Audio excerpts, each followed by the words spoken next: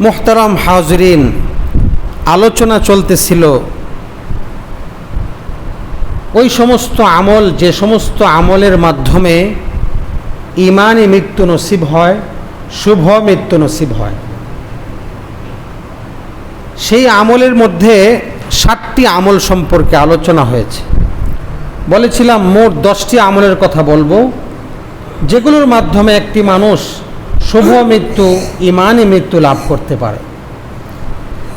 সেই 7টি বিষয় ধারাবাহিকভাবে: 1 নম্বর, সময় মতো গুরুত্ব সহকারে নামাজ আদায় করা। 2 নম্বর, চোখের হেফাজত করা, যেখানে সেখানে চোখকে ব্যবহার করা যাবে না। 3 নম্বর, মেসওয়াক করা। কি করা? মেসওয়াক করা। নিয়মিত মেসওয়াক করতে হবে গাছের ডালা দিয়ে। 4 নম্বর, সবসময় অজুর সঙ্গে থাকা। ঈমানি মৃত্যু লাভের জন্য এটাও একটা গুরুত্বপূর্ণ আমল। 5 নম্বর, সবসময় জিকির করা, বেশি বেশি জিকির করা, অন্তরে জবানে জিকির জারি রাখা। 7 নম্বর, সদকা করা, মাঝে মাঝেই সদকা করা, দান করা, ঈমানি মৃত্যু লাভের আমল।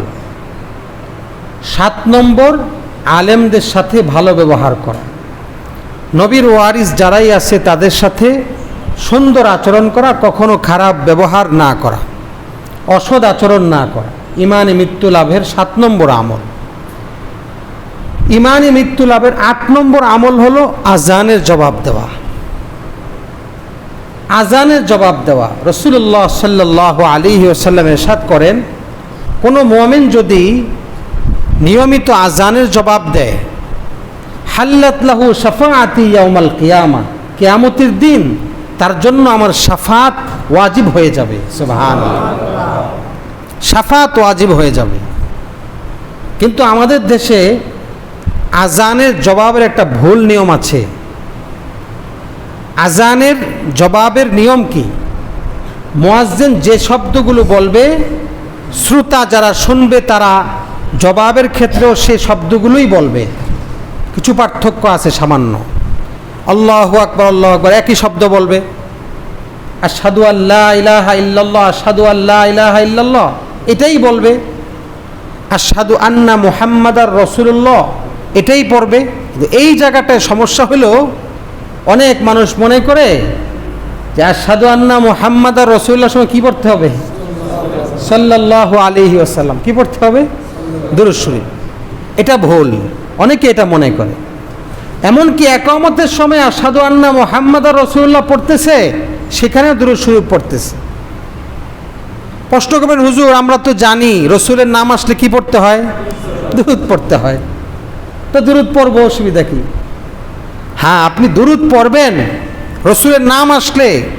সেখানেই যে সমস্ত জায়গায় রসুল নাম আসলে পরে দুরূদ পড়ার নির্দেশ দিয়েছেন, সেটা আজানের মধ্যে নয়, সেটা নামাজের মধ্যে নয়।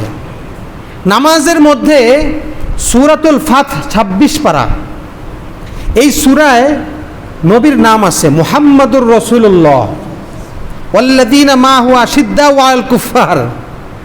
তো প্রশ্ন হইল, আপনি যদি এই সূরার এখানে নবীর নাম আসছে, আপনি ধরেন নামাজে নাই, নামাজের বাইরেই কোরআন তেলাওয়াত করতেছেন, কোরআন তেলাওয়াত করতে করতে মুহাম্মাদুর রাসূলুল্লাহ চলে আসলো, এখানে আপনি দুরূদ পড়তে পারবেন? পারবেন না, কারণ এখানে নির্দেশ নাই, অনুমোদন নাই।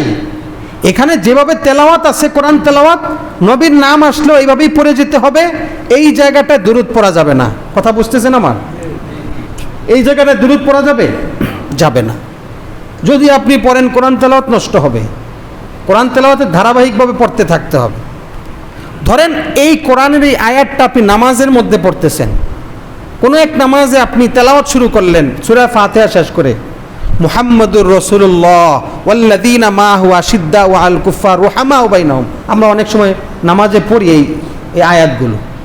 তো ওই জায়গায় কি আপনি মুহাম্মাদুর রাসূলুল্লাহ সাল্লাল্লাহু আলাইহি ওয়াসাল্লাম দুরূদ পড়তে পারবেন? পারবেন। বোঝার চেষ্টা করেন, বুঝবার চেষ্টা করেন। পারবেন না, পড়লে আপনার নামাজ শেষ বাতিল হয়ে যাবে। কথা বুঝতে পেরেছেন? বাতিল হয়ে যাবে। ঠিক তাশাহুদের মধ্যে আশহাদু আল্লা ইলাহা ইল্লাল্লাহু ওয়া আশহাদু আন্না মুহাম্মাদান আবদুহু ওয়া রাসূলুহু, এখানে আপনি তাশাহুদের সময় নবীর নাম ওয়া আশহাদু আন্না মুহাম্মাদান আবদুহু ওয়া রাসূলুহু পড়ে সাল্লাল্লাহু আলাইহি সাল্লাম পড়তে পারবেন? কথা বলেন। তাশাহুদের মধ্যে এখানেও তো নবীর নাম আসলো, আপনি দুরূদটা পড়তে পারবেন এই জায়গাটায়? পারবেন। পড়লে নামাজ বাতিল হয়ে যাবে। ঠিক আজানের মধ্যেও রাসূলের নাম এসেছে, আশহাদু আন্না মুহাম্মাদার রাসূলুল্লাহ, এখানে রাসূলের নাম এসেছে। এই জায়গায় রাসূলের নির্দেশ হলো এই জায়গাটায় দুরূদ পড়বা না, এই জায়গায় যেই শব্দ মুয়াজ্জিন বলেছে সেটাই পড়বা। কথা বুঝতে পেরেছেন? তো ভুল অনেকে বলে পড়ব, তা আপনি মাসালা জানেন না, আপনি বুঝতে পারেন নাই। দুরূদ শরীফ পড়তে হবে সমস্ত জায়গায়। যদি নামাজ না হয়, যদি কোরআন তেলাওয়াতের মধ্যে নবীর নাম না আসে, যদি আজানের মধ্যে না হয়, অন্য সব জায়গায় পড়বেন, আজানের মধ্যে পড়তে পারবেন না। কোরআন তেলাওয়াতের সময় তেলাওয়াতের মধ্যে নবীর নাম আসলে পড়তে পারবেন না। তাশাহুদের মধ্যে, নামাজের মধ্যে যে কোনো শব্দের মধ্যে রাসূলের নাম এসেছে, পড়তে পারবেন না। কথা বুঝতে পেরেছেন? এজন্য আজানের মধ্যে আশহাদু আল্লা ইলাহা ইল্লাল্লাহর পরে ওয়া আশহাদু আন্না মুহাম্মাদান আবদুহু ওয়া রাসূলুহু ওয়া আশহাদু আন্না মুহাম্মাদার রাসূলুল্লাহ ওয়া আশহাদু আন্না মুহাম্মাদার রাসূলুল্লাহ। এখানে ওয়া আশহাদু আন্না মুহাম্মাদার রাসূলুল্লাহ এই পড়তে গেলে এখানে দুরূদ পড়বেন? দুরূদ পড়া যাবে? বরং এই শব্দ দিয়ে আপনাকে জবাব দিতে হবে, এই শব্দ দিয়ে জবাব দিতে হবে। শুধু হাইয়া আলাস সালাহ হাইয়া আলাল ফালাহ এই জায়গাটা কি পড়তে হবে বলেন তো? লা হাওলা ওয়ালা কুওয়াতা ইল্লা বিল্লাহ।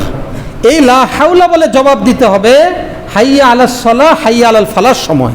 আর বাকি সব জায়গায় মুয়াজ্জিন যা বলেছে সেটাই পড়বেন। ঠিক ইকামতের সময়ও ইকামতের সময় মুয়াজ্জিন যে শব্দ বলবে সেটাই বলবেন। হাইয়া আলাস সালাহ ফালাহর সময় লা হাওলা ওয়ালা কুওয়াতা ইল্লা বিল্লাহ। কদ কামাতিস সালাহ এই জায়গায় আকামাহাল্লাহু ওয়া আদামাহা কি পড়তে হবে? আকামাহাল্লাহু ওয়া আদামাহা। আর ফজরের আজানে যে আসসালাতু খায়রুম মিনান নাওম পড়ে, এটা তো ব্যতিক্রম অন্য আজানের চেয়ে। এই জায়গাটা আপনি পড়বেন সাদাকতা ওয়া বারারতা। সাদাকতা বলেন, সাদাকতা ওয়া বারারতা, সাদাকতা ওয়া বারারতা এই শব্দ বলবেন ফজরের আজানের মধ্যে। আর হাইয়া আলাস সালাহ হাইয়া আলাল ফালাহর সময় লা হাওলা ওয়ালা কুওয়াতা ইল্লা বিল্লাহ। বাকি সব ঠিক আছে।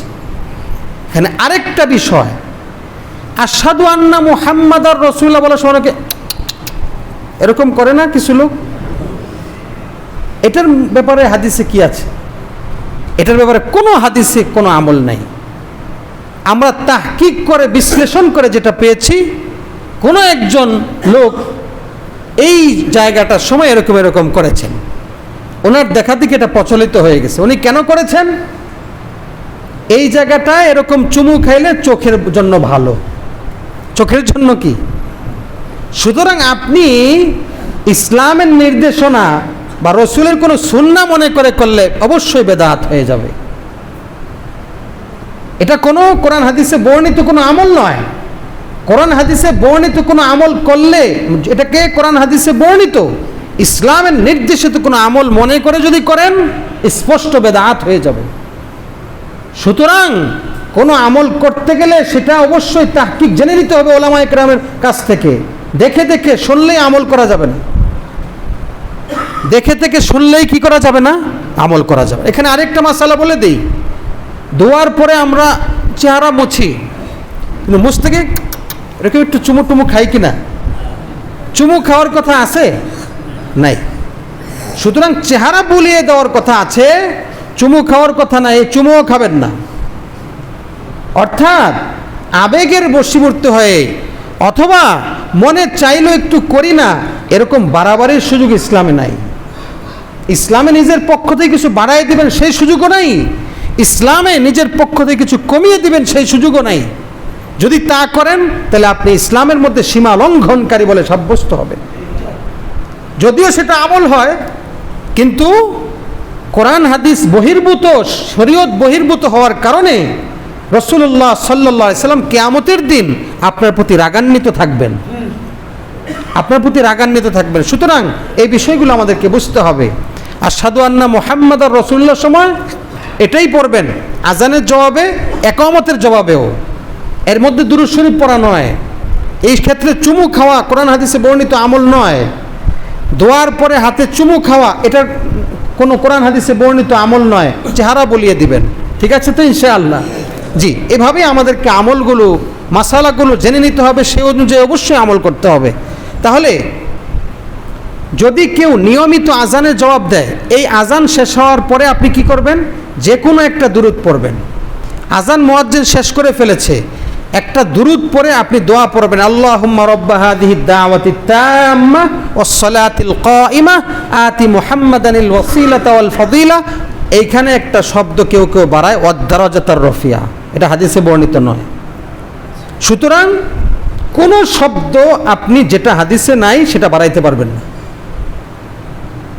আতি মুহাম্মাদানিল ওয়াসিলাতা ওয়াল ফাদিলা, এরপরে ওয়া বাসহু মাকামান মাহমুদানিল্লাযী ওয়া'আদতা ইন্নাকা লা তুখলিফুল মিআদ। ওয়াদ দারাজাতার রফিয়া হাদিসে বর্ণিত নয়, যেটা বর্ণিত নয় আপনি নিজের থেকে বানাইতে পারবেন না। এজন্য ইসলামে জিয়াদতি করা যাবে না, বাড়াবাড়ি করা যাবে না, কমানোও যাবে না। সুতরাং এই ক্ষেত্রেও আপনাকে যেভাবে আছে সেভাবে পালন করতে হবে। বাসুর আগে ওয়াদ দারাজাতার রফিয়া এটা পড়া যাবে না। ওয়াবাসহু মাকামান মাহমুদানিল্লাযী ওয়া'আদতা ইন্নাকা লা তুখলিফুল মিআদ, এরপরে এইভাবে শেষ করুন। এইভাবে যদি আপনি প্রত্যেক আজানের জবাব দেন, তাহলে আপনার উপর কিয়ামতের দিন রাসূল বলেন আমার সুপারিশ ওয়াজিব হয়ে যাবে। এই হাদিসের উপর ভিত্তি করে উলামায়ে কেরাম, মুফাসসিরিনে কেরাম, তাফসীর কারকগণ লিখেছেন যে রাসূলের সুপারিশ যদি ওয়াজিব হয় কিয়ামতের দিন, তাহলে নিশ্চয়ই সে ঈমানের সাথেই মৃত্যুবরণ করবে। বেঈমান হয়ে তো কি করবে না? মৃত্যুবরণ করবে না, ঈমানের সাথেই মৃত্যুবরণ করবে। এজন্য ঈমানের সাথে মৃত্যু লাভের 8 নম্বর আমল আজানের জবাব দেওয়া, প্রত্যেক আজানের। 9 নম্বর আমল হলো নেক লোকদের সোহবত গ্রহণ করা, আল্লাহওয়ালা উলামায়ে কেরাম তাদের কাছে বেশি বেশি যাওয়া, তাদের সংস্পর্শে থাকা, বেশি আসা যাওয়া করা। যদি তা করা হয়, অন্তরের মধ্যে ঈমানের আলো আসতে থাকবে, ঈমান বদ্ধমূল হতে থাকবে, দিলটা আলোকিত হবে, আত্মশুদ্ধি লাভ হবে, দিলের মধ্যে আল্লাহর ভয় পয়দা হইতে থাকবে, আল্লাহর ভালোবাসা আসতে থাকবে, পরকালের ভয় আসতে থাকবে, সচ্চরিত্র এটা নিজের মধ্যে আসতে থাকবে যদি কেউ নেক লোকদের কাছে যায়। এটা দেখেন খুব সহজে আমরা বুঝতে পারি। সাহাবায়ে কেরাম রাদিয়াল্লাহু আনহুম সাহাবী হয়েছেন, আলোকিত মানুষ হয়েছেন, দুনিয়ার মধ্যে সবচেয়ে বড় আলোকিত একজন মানুষের কাছে গিয়ে, কথা ঠিক কিনা? এজন্য একজন আলোকিত মানুষ, একজন নেক মানুষ তার কাছে যে আসবে সে অবশ্যই আলোকিত হবে। এজন্য সোহবতে সালেহ, নেক লোকের সোহবত এটা বড় গুরুত্বপূর্ণ জিনিস। আল্লাহ তাআলা কোরআনে বলেছেন, ইয়া আইয়ুহাল্লাযীনা আমানুত্তাকুল্লাহ ওয়া কুনু মা'আস সাদিকিন, আল্লাহকে ভয় করো এবং নেক লোকদের সাথে থাকো, তাদের কাছে বেশি বেশি যাও। রাসূলুল্লাহ সাল্লাল্লাহু আলাইহি সাল্লাম বলেন, নেক লোকদের কাছে গেলে তোমার কোনো ক্ষতি হবে না, তুমি কোনো লোকসান নিয়ে ফিরে আসবে না, বরং লাভ নিয়ে ফিরে আসবা। লা ইয়াশকা ফীহিম জালিসুহুম, যে যাবে সে বঞ্চিত হবে না, সে বরং সৌভাগ্য নিয়ে, সে ভালো ফলাফল নিয়ে তারপর ঘরে ফিরে আসবে, খারাপ কিছু নিয়ে আসবে না। রাসূলুল্লাহ সাল্লাল্লাহু আলাইহি সাল্লাম উদাহরণ দিয়ে বুঝিয়েছেন, নেক লোকদের কাছে গেলে তোমার ফায়দাটা কি হবে। একজন আতর ব্যবসায়ী, তার কাছে একটা লোক যদি যায়, রাসূল এভাবে উদাহরণ দিয়েছেন, আতর ব্যবসায়ীর কাছে তুমি যদি যাও, তাহলে হয়তো আতর ব্যবসায়ী তোমাকে একটু আতর হাদিয়া দিবে, আতর হাদিয়া দিবে, সে আতর তুমি লাগিয়ে সুশোভিত হবে, সুঘ্রাণ ছড়াবে তোমার থেকে। অথবা তুমি তার কাছে গিয়ে তার কাছ থেকে আতর ক্রয় করবে, সে আতর লাগিয়ে তুমি সুশোভিত হবে। অথবা তার কাছে গেলে সে হাদিয়াও দিল না, তুমি ক্রয়ও করলে না, এটাও, এই দুইটার কোনোটাই যদি না হয়, তারপরও তার কাছে গেলে একটু গ্রাণ নিয়ে হলেও তুমি ফিরে আসবা না? কারণ আতর যে বেচে সে তার ডানে হাতে লাগায়, শরীরে লাগায়, কিছু কিছু লাগায় আগে মানুষকে বুঝায় তো যে এখানে আসো, গ্রাণ আছে। তো আপনি তার কাছে গেলে, তার একটু কাছে গেলে তার শরীর থেকে, তার আতর এখান থেকে কিছু না কিছু আপনার গায়ে লাগবে, তো আপনি এর দ্বারা সুশোভিত হয়ে যাবেন, সুঘ্রাণ আপনার দিকে ছড়াবে না? ছড়াবে। এই যে রাসূল উদাহরণ দিয়ে বুঝিয়েছেন, নেক লোকদের কাছে গেলে তোমার ফায়দা হবেই হবে, যে কোনোভাবে তুমি ঈমানের আলো দ্বারা আলোকিত হবে, তুমি নেক আলো দ্বারা আলোকিত হবে, তোমার মধ্যে আত্মার পরিশুদ্ধি আসবে, তুমি একজন নেক মানুষ হতে পারবা। এজন্য সোহবতে সালেহ, নেক লোকদের সোহবত সংস্পর্শ অনেক গুরুত্বপূর্ণ বিষয়। এজন্য ইমানি মৃত্যু লাভের 9 নম্বর আমল হলো নেক লোকদের কাছে থাকা, বদ লোকদের কাছে না যাওয়া। নেশা করে, যে জিনা করে, যে নামাজ পড়ে না, যে অন্যায় কাজ করে, তার কাছে গেলে ক্ষতি তো হবেই হবে। আবার খারাপ লোকের কাছে গেলে অবশ্যই আপনার ক্ষতি হবে, অবশ্যই আপনার দিল নাপাক হবে, অবশ্যই আপনার দিল কলুষিত হবে। অপরদিকে নেক লোকের কাছে গেলে দিল পরিশুদ্ধ হবে, এটাই বাস্তব। এজন্য নেক লোকদের সাথে ওঠা বসা করা, খারাপ লোকদের সাথে ওঠা বসা না করা। ছেলেদেরকে সন্তানদেরকে এভাবে অভ্যস্ত করা, নিজেও সেভাবে অভ্যস্ত হওয়া। আমি কোনোভাবেই যেন খারাপ লোকদের কাছে না যাই, আমি যেন নেক লোকদের কাছে বেশি বেশি থাকি, ওলামায়ে কেরামের কাছে যাই, যারা আল্লাহওয়ালা, আল্লাহর সাথে যার সম্পর্ক আছে তাদের সাথে যাই। বুজুর্গানে দিনদেরকে বলা হয় যে মা বাবাকে দেখলে সন্তান যদি আনন্দ চিত্তে হাসি মুখে বাবা মার দিকে কেউ তাকায়, রসুল বলেছেন আল্লাহ তাআলা এই সন্তানকে হজের সওয়াব দান করেন। সুবহানাল্লাহ। কবুল হজ উমরার সওয়াব দান করেন, কবুল হজ উমরার সওয়াব দান করেন। তো প্রশ্ন করা হলো ওলামায়ে কেরামকে, বুজুর্গানে দিনকে, বলা হলো যে আচ্ছা ঠিক আছে, বাবা মার ক্ষেত্রে এই সওয়াব, কিন্তু একজন আল্লাহওয়ালা, বোঝা যাচ্ছে এই লোকটা রসুলের সুন্নতের পরিপূর্ণ অনুসারী, সে আল্লাহর সাথে তার সম্পর্ক। এমন আল্লাহওয়ালার কাছে যদি কেউ যায়, বাস্তব আল্লাহওয়ালার কাছে যদি কেউ যায়, তাহলে লাভটা কি হবে? ওলামায়ে কেরাম গবেষণা করে বলেছেন যে লাভ হবে কি, আল্লাহওয়ালার কাছে গেলে তুমি আল্লাহ পেয়ে যাবে। সুবহানাল্লাহ। বাবা মাকে দেখলে হজ ওমরার সওয়াব পাবে, আর আল্লাহওয়ালাকে দেখলে তার কাছে বেশি বেশি গেলে তুমি আল্লাহকে পেয়ে যাবে। সুবহানাল্লাহ। এজন্য আল্লাহকে পাওয়া যাবে নেক লোকদের, আল্লাহওয়ালাদের কাছে গেলে। আর এই আল্লাহওয়ালাদের কাছে যে বেশি বেশি যাবে, আশা করা যায় এই লোকটা ইমানের সাথে মৃত্যুবরণ করবে, শুভ মৃত্যু তার হবে। 9 নম্বর আমল। 10 নম্বর ইমানি মৃত্যু লাভের আমল হলো আপনার কোনো খারাপ এলাকায় খারাপ লোকদের কাছে না যাওয়া। মুশরিক, বেঈমান এমন পরিবেশ, যেই পরিবেশে গেলে আপনার ঈমান হারা হওয়ার সম্ভাবনা আছে, এমন পরিবেশ আপনাকে ছাড়তে হবে। যেই পরিবেশে গেলে শিরিক আপনাকে গ্রাস করতে পারে, অন্যায় আপনাকে গ্রাস করতে পারে, মন্দ আপনাকে গ্রাস করতে পারে, এমন এলাকা থেকে আপনাকে সরে থাকতে হবে। রাসূল বলেছেন মান জামা আল মুশরিকা ওয়া সাকানা বাইনাহু, কেউ যদি মুশরিকদের কাছে থাকে, তাদের পাশে অবস্থান করে, ফাইন্নাহু মিনহু, এক পর্যায়ে সে তাদের অন্তর্ভুক্ত হয়ে যায়। এটার দ্বারা কি বোঝা যায় যে আপনাকে মুশরিকদের কোনো বৈঠক, তাদের কোনো আয়োজন, তাদের কোনো অনুষ্ঠান, তাদের এলাকা বর্জন করতে হবে। যারা শিরিক করে তাদের এলাকা বর্জন করতে হবে। যেই সমস্ত লোক শিরিক করে না ঠিক, কিন্তু অন্যায় কাজে লিপ্ত থাকে, তাদের সমাগম, তাদের অনুষ্ঠান, তাদের বিভিন্ন আয়োজন, তাদের এলাকা থেকেও দূরে থাকতে হবে। কারণ আপনি মুশরিকদের এলাকায় যদি থাকেন, অন্যায় লোকদের এলাকায়, তাদের উপর আযাব আসলে আপনার উপরও আসবে, তাদের উপর গজব আসলে আপনার উপরও গজব আসবে। আর যারা নিয়মিত অন্যায় করতে থাকে, নিয়মিত শিরিক করে, ওই এলাকায় আল্লাহর রহমত থাকে না। আপনি সেখানে থাকবেন, আপনার উপর আল্লাহর রহমত থাকবে না, আপনি নেক লোক হওয়া সত্ত্বেও। এজন্য এক হাদিসে রাসূল বলেছেন লা তাতারাআ নারহুমা, মুসলিম আর মুশরিক এক এলাকায় থাকতে পারে না। এমনভাবে থাকবে যে এক মুসলিম আর মুশরিক এমনভাবে থাকবে যাতে এক এলাকার মানুষ আরেক এলাকার মানুষের রান্নার আগুনও দেখতে না পায়। তার মানে কি, অনেক নিরাপদ দূরত্বে থাকবে। মুশরিকদের উপর যে কোনো আযাব যদি আসে, বিপদ আসে, এটা মুসলমানদের উপরে চলে আসবে, মুশরিকদের কাছাকাছি না থাকা। এজন্য এমন সমস্ত পরিবেশ বর্জন করতে হবে যেই পরিবেশ আমাকে ঈমান হারা করবে। আলহামদুলিল্লাহ, আল্লাহ পাকের দরবারে অত্যন্ত শুকরিয়া